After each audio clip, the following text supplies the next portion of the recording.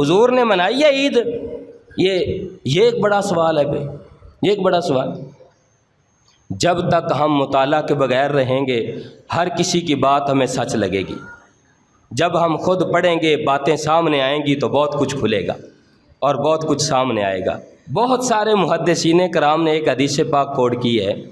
امام بہقی رحمۃ اللہ علیہ انہوں نے سنن الکبریٰ کے اندر حدیث پاک کوٹ کی ہے، اور امام طبرانی نے المعجم الاوسط کے اندر یہ حدیث پاک نقل کی ہے۔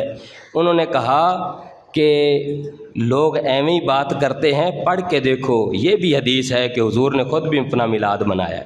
عن انس رضی اللہ تعالی عنہ ان رسول اللہ صلی اللہ علیہ وسلم عق عن نفسہ بعد النبوہ، فرمایا کہ جناب سیدنا انس رضی اللہ تعالیٰ عنہ راوی ہیں، وہ فرماتے ہیں بے شک حضور پاک صلی اللہ علیہ وآلہ وسلم نے اپنی ولادت کی وجہ سے نبوت کے بعد حضور نے بکرے ذبح فرمائے، ان کا گوشت کیا اور اس کا کھانا پکایا، اپنے صحابہ میں لنگر تقسیم فرمایا۔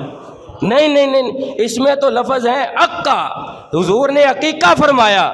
مجھے بتاؤ عقیقہ وفات پہ ہوتا ہے؟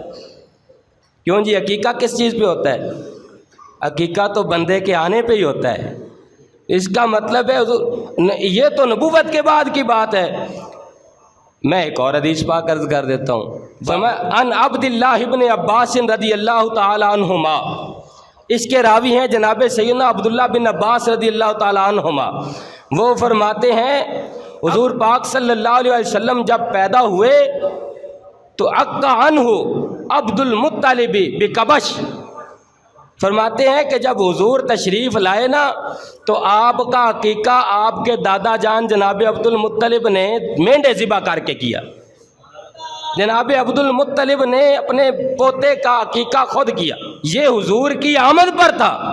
جب حضور نے اعلان نبوت فرمایا تو پھر اس اعتراض کو دوبارہ دور فرمایا۔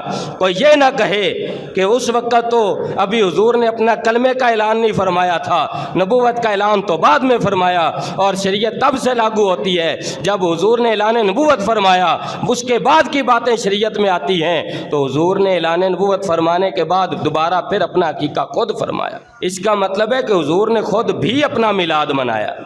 حضور نے اپنے عقیقے پر بکرے ذبح فرمائے، ان کا گوشت بنوایا اور کھانا پکا کے لنگر پکا کے صحابہ میں تقسیم فرمایا۔